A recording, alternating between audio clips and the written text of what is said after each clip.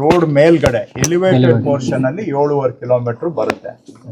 ಇಷ್ಟು ಸೇರಿದ್ರೆ ಇದು ಪಿಂಕ್ ಲೈನ್ ಆಗುತ್ತೆ. ಒಟ್ಟು 21 ಕಿಲೋಮೀಟರ್ ಉದ್ದದ ಮಾರ್ಗ ಪಿಂಕ್ ಲೈನ್ ಇದು. ಫೇಸ್ ಟೂನ ಅಂತಿಮ ಕಾಮಗಾರಿ ಇದು ನಡೀತಾ ಇದೆ. ಈಗ ಇದರಲ್ಲಿ 2 ಪೋರ್ಷನ್ ಇದೆ. ಎಲಿವೇಟೆಡ್ ಪೋರ್ಷನ್ನು ನಾವು ಕಳೆನಗರದಿಂದ ಹಿಡಿದು ನಮ್ಮ ತಾವರೆಕೆರೆ ಆ ಸ್ಟ್ರೆಚ್ಚು ಎಲಿವೇಟೆಡ್ ಪೋರ್ಷನ್ ಇರುವಂತಹದನ್ನ ನಾನು ಹಿಂದೆನೆ ಹೇಳಿದ್ದೆ. ಅದನ್ನ ಆಗಸ್ಟ್ ಅಷ್ಟೊತ್ತಿಗೆ ನಾವು ರೆಡಿ ಮಾಡ್ತೇವೆ ಅಂತ. ಈಗ ಆಗಸ್ಟ್ ಎಂಡಿಗೆ ಅದು ರೆಡಿ ಇದೆ. ಅದು 7.5 ಕಿಲೋಮೀಟರ್ ಎಲಿವೇಟೆಡ್ ಪೋರ್ಷನ್ ಈಗ ರೆಡಿ ಇದೆ. ಇನ್ನು ಫೈನಲ್ ಒಂದು ರೈಲ್ವೇಸ್ ಅವರಿಂದ ಸರ್ಟಿಫಿಕೇಟ್ ಬರಬೇಕು.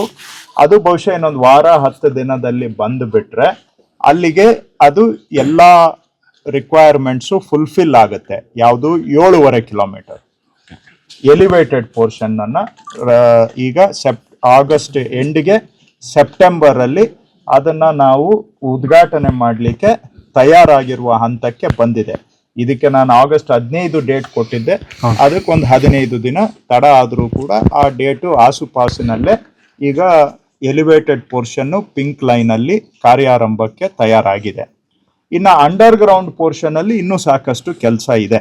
ನಾವು ಇದಕ್ಕೆ ಹೇಳಿದ್ದು ಮುಂದಿನ ವರ್ಷ ಮಾರ್ಚ್ ಅಷ್ಟೊತ್ತಿಗೆ ಅಂಡರ್ ಗ್ರೌಂಡ್ ಪೋರ್ಷನ್ ಎಲ್ಲಿ ನಾಗವಾರದವರೆಗೆ ಮಾರ್ಚ್ ಅಷ್ಟೊತ್ತಿಗೆ ಕಾರ್ಯರೂಪಕ್ಕೆ ತರ್ತೇವೆ ಅಂತ. ಅದರಲ್ಲಿ ಮೊದಲನೇ ಸ್ಟೇಜು ಈಗ ಅಟ್ಲೀಸ್ಟ್ ಒಂದು ಇದರಲ್ಲಿ ಇಂಜಿನ್ ಅನ್ನ ಇಳಿಸಿ ಟ್ರಯಲ್ ರನ್ ಒಂದು ಕಡೆಯಿಂದ ಆರಂಭ ಮಾಡಬೇಕು. ಈಗ ಜಯದೇವ ಹತ್ರ ಸದ್ಯದಲ್ಲೇ ಬಹುಶಃ ಮುಂದಿನ ತಿಂಗಳಲ್ಲಿ ಒಂದು ಇಂಜಿನ್ ಅನ್ನ ಇಳಿಸಿ ಆ ಕಡೆಯಿಂದ ಟ್ರಯಲ್ ರನ್ ಅನ್ನ ಆರಂಭ ಮಾಡೋದಕ್ಕೆ ನಾನು ಇವತ್ತು ಅವರಿಗೆ ಹೇಳಿದ್ದೇನೆ.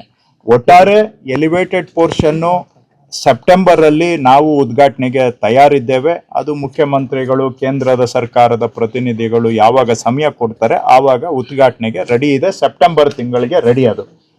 ಈ ಅಂಡರ್ ಗ್ರೌಂಡ್ ಪೋರ್ಷನ್ ಏನಿದೆ ಇದು ಇನ್ನು ಮಾರ್ಚ್ ವರೆಗೂ ಕಾಮಗಾರಿ ನಡೆಯುತ್ತೆ.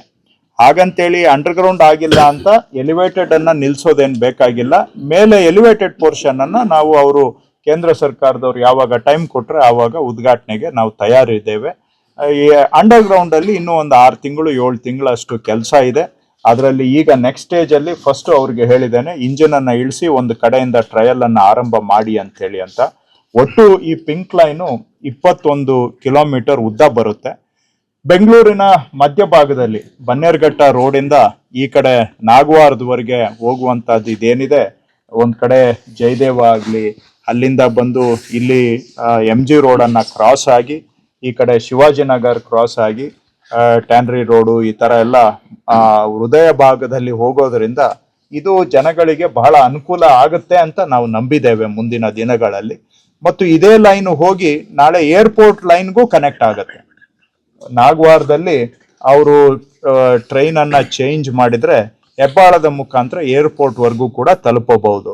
ಹಾಗಾಗಿ ಬೆಂಗಳೂರಿನ ಭವಿಷ್ಯದ ಮೆಟ್ರೋ ಜನ ಸಂಪರ್ಕಕ್ಕೆ, ಸಾರಿಗೆಗೆ ಇದು ಬಹಳ ಕ್ರಿಟಿಕಲ್ ಆಗಿರುವಂತಹ ಲೈನು. ಸೊ ಇದನ್ನ ಆದಷ್ಟು ಉದ್ಘಾಟನೆ ಶೀಘ್ರವಾಗಿ ಆಗಬೇಕು ಅನ್ನೋದು ನಮ್ಮ ಇಚ್ಛೆ. ಒಟ್ಟು 12,000 ಕೋಟಿ ರೂಪಾಯಿಯಷ್ಟು ಇದಕ್ಕೆ ಖರ್ಚು ಆಗ್ತಾ ಇದೆ. ಎಲ್ಲ ಹಣವನ್ನ ಸರ್ಕಾರ ಒದಗಿಸ್ಕೊಟ್ಟಿದೆ. ಯಾವುದೇ ಹಣ ಒದಗಿಸೋದ್ರಲ್ಲಿ ಟೈಮ್ ಟು ಟೈಮ್ ನಾವು ಹಣವನ್ನ ಇದಕ್ಕೆ ಒದಗಿಸ್ಕೊಟ್ಟಿದ್ದೇವೆ. ಮೂಲ ಗುರಿ ಏನಿತ್ತು ಯಾವ ಸಮಯಕ್ಕೆ ಓಪನ್ ಆಗಬೇಕು ಅಂತ, ಅದರಿಂದ ಮೂಲ ಅಂದ್ರೆ ಟೆಂಡರ್ ಕೊಟ್ಟಾಗ ಮಧ್ಯದಲ್ಲಿ ಕೋವಿಡ್ ಬಂದು ಅದು ಇದು ಕಾರಣಗಳಿಂದ 1.5 ವರ್ಷ ಅಷ್ಟು ಡಿಲೇ ಆಗಿದೆ. ಆದರೂ ಕೂಡ ಈಗ ಮತ್ತೆ ಡಿಲೇ ಆಗದೆ ಒಂದು ಪೋರ್ಷನ್ ಅನ್ನ ಈ ವರ್ಷ ಸೆಪ್ಟೆಂಬರ್ ಅಲ್ಲಿ ಓಪನ್ ಮಾಡಬೇಕು. ಇನ್ನು ಉಳಿದಿದ್ದ ಪೋರ್ಷನ್ ಅನ್ನ ಅಂಡರ್ ಗ್ರೌಂಡ್ ಪೋರ್ಷನ್ ಅನ್ನ ಮಾರ್ಚ್ಗೆ ಓಪನ್ ಮಾಡಬೇಕು. ಈ ಗುರಿಯನ್ನ ನಾನು ನಮ್ಮ ಅಧಿಕಾರಿಗಳಿಗೆ ಕೊಟ್ಟಿದ್ದೇನೆ. ಕೆಲವು ಸವಾಲುಗಳ ನಡುವೆನೂ ಕೂಡ ಅವರು ಕೆಲಸ ಮಾಡಿದ್ದಾರೆ. ಕೆಲವು ಅನಿರೀಕ್ಷಿತ ಸವಾಲುಗಳು ಈ ಸಾಲನ್ನ ಮಾಡುವಾಗ ಅವ್ರನ್ನ ಎದುರಿಸಿದ್ದಾರೆ. ಆದರೂ ಕೂಡ ಎಲ್ಲದರ ನಡುವೆ ಕೆಲಸ ಈಗ ಅಂತಿಮ ಹಂತಕ್ಕೆ ಬಂದಿದೆ. ಸೊ ಮೆಟ್ರೋ ಅವರಿಗೆ ನಾನು ಧನ್ಯವಾದ ಹೇಳ್ತೇನೆ. ಬಟ್ ಆದಷ್ಟು ಇದು ಜನಗಳಿಗೆ ನಾವು ಸಮರ್ಪಣೆ ಮಾಡಿದಾಗ ಮಾತ್ರ ಕೆಲಸ ಸಾರ್ಥಕ ಆಗುತ್ತೆ.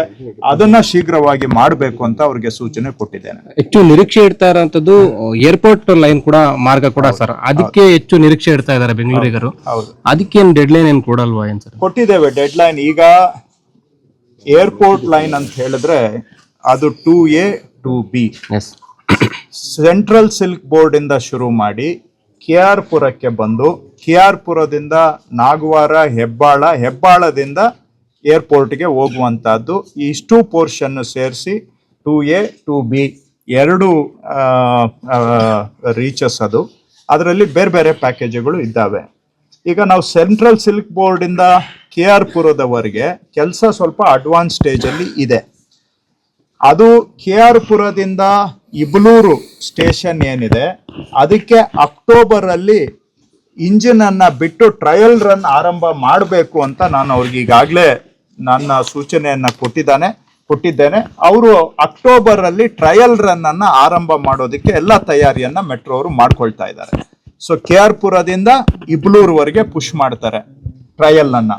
ಇಬ್ಲೂರಿಂದ ಸೆಂಟ್ರಲ್ ಸಿಲ್ಕ್ ಬೋರ್ಡ್ಗೆ ಬಹುಶಃ ಅದನ್ನು 3 ತಿಂಗಳ ನಂತರ ಡಿಸೆಂಬರ್ ಜಾನ್ವರಿ ಅಷ್ಟೊತ್ತಿಗೆ ಅಲ್ಲೂ ಕೂಡ ಟ್ರಯಲ್ ರನ್ ಮಾಡಬೇಕು ಅಂತ ಹೇಳಿದ್ದೇನೆ. ಇದು KR ಪುರದಿಂದ ಸೆಂಟ್ರಲ್ ಸಿಲ್ಕ್ ಬೋರ್ಡ್ಗೆ ಆಯ್ತು. KR ಪುರದಿಂದ ನಾವು ಹೆಬ್ಬಾಳದ ಕಡೆಗೆ ಬಂದ್ರೆ ಅಪ್ ಟು ನಾಗವಾರ ಪೋರ್ಷನ್ ಏನಿದೆ KR ಪುರದಿಂದ ನಾಗವಾರ, ಮುಂದಿನ ವರ್ಷ ಮಧ್ಯದಷ್ಟೊತ್ತಿಗೆ ಅದು ಎಲ್ಲ ರೆಡಿ ಆಗ್ಬಿಡುತ್ತೆ. 2027 ಮಧ್ಯ ಭಾಗದಷ್ಟೊತ್ತಿಗೆ. ನಾಗವಾರದಿಂದ ಹೆಬ್ಬಾಳದವರೆಗೆ ಸ್ವಲ್ಪ ಸಮಸ್ಯೆಗಳು ಇದ್ದಾವೆ. ಅಲ್ಲಿ ವರ್ಕೇ ತುಂಬಾ ಕಾಂಪ್ಲಿಕೇಟೆಡ್ ಇದೆ. ಅಲ್ಲಿ ಮೆಟ್ರೋ ಸ್ಟೇಷನ್ಸ್ ಮಾಡೋದಾಗ್ಲಿ ಮತ್ತೆ ಔಟರ್ ರಿಂಗ್ ರೋಡ್ ಇರೋದ್ರಿಂದ ವರ್ಕ್ಗೆ ಕ್ಲಿಯರೆನ್ಸ್ ಆಗ್ಲಿ ಎರಡೂ ಪ್ರಾಬ್ಲಮ್ ಇದೆ. ಜೊತೆಗೆ ಬೆಂಗಳೂರಲ್ಲಿ ಅದು ಒಂದೇ ಒಂದು ಲೊಕೇಶನ್ ಎಲಿವೇಟೆಡ್ ಅಲ್ಲೇ 2 ಸಪರೇಟ್ ಟ್ರ್ಯಾಕ್ಸ್ ಬರ್ತಾ ಇದೆ. ಫ್ಯೂಚರ್ ಅಲ್ಲಿ ಒಂದು ಟ್ರ್ಯಾಕ್ ಬ್ಲೂ ಲೈನ್ ಏನೋ ಬರುತ್ತೆ, ಇದು ಆರೆಂಜ್ ಲೈನ್ ಬರುತ್ತೆ. ಅದಕ್ಕೂ ಈಗ್ಲೇ ಅದು ಇನ್ನು ಬರ್ಬೇಕು ಅಂತ ಹೇಳಿದ್ರೆ ಇನ್ನು 5 ವರ್ಷ ಆಗುತ್ತೆ. ಆದ್ರೆ ಅದಕ್ಕೂ ಕೂಡ ಈಗ್ಲೇನೆ ಟ್ರ್ಯಾಕ್ ಹಾಕ್ಬೇಕಾಗುತ್ತೆ. ಯಾಕಂದ್ರೆ ಒಂದ್ಸತಿ ಕನ್ಸ್ಟ್ರಕ್ಷನ್ ಮಾಡಿದ್ಮೇಲೆ ಅದೇ ಜಾಗದಲ್ಲಿ ಹೋಗಿ ನಾಳೆ ಇನ್ನ ಒಂದು ಕನ್ಸ್ಟ್ರಕ್ಷನ್ ಮಾಡಕ್ ಆಗೋದಿಲ್ಲ ಅಂತೇಳಿ ಫ್ಯೂಚರ್ ಆರೆಂಜ್ ಲೈನ್ಗೂ ಸೇರಿಸಿ 2 ಅಂದ್ರೆ ಒಟ್ಟು 4 ಟ್ರ್ಯಾಕ್ ಬರುತ್ತೆ.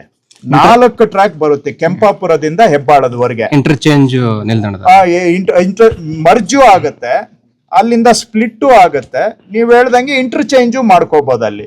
ಸೊ ಇವೆಲ್ಲ ಸವಾಲುಗಳು ಬರೋದ್ರಿಂದ ಕೆಂಪಾಪುರದಿಂದ ಹೆಬ್ಬಾಳದವರೆಗೆ ಸ್ವಲ್ಪ ವಿಳಂಬ ಆಗುತ್ತೆ. ಅದು ಬಿಟ್ರೆ ಹೆಬ್ಬಾಳದಿಂದ ಏರ್ಪೋರ್ಟ್ ಕನೆಕ್ಟಿವಿಟಿಯನ್ನ ನೆಕ್ಸ್ಟ್ ಇಯರ್ ನಾವು ಒಂದು ಇಷ್ಟೊತ್ತಿಗೆ ಸೆಪ್ಟೆಂಬರ್ ಅಕ್ಟೋಬರ್ ಅಷ್ಟೊತ್ತಿಗೆ ಹೆಬ್ಬಾಳದಿಂದ ಏರ್ಪೋರ್ಟ್ ವರೆಗೆ ಕಮರ್ಷಿಯಲ್ ಆಪರೇಷನ್ ಮಾಡಬೇಕು ಅಂತ ಅವ್ರಿಗೆ ಹೇಳಿದ್ದೇನೆ.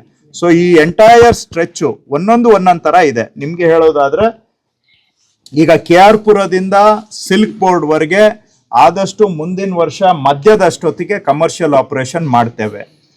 ಹಾಗೂ ಹೆಬ್ಬಾಳದಿಂದ ಏರ್ಪೋರ್ಟ್ ವರೆಗೆ ಮುಂದಿನ ವರ್ಷ ಸೆಪ್ಟೆಂಬರ್ ಅಷ್ಟೊತ್ತಿಗೆ ಅದು ಕೂಡ ಕಮರ್ಷಿಯಲ್ ಆಪರೇಷನ್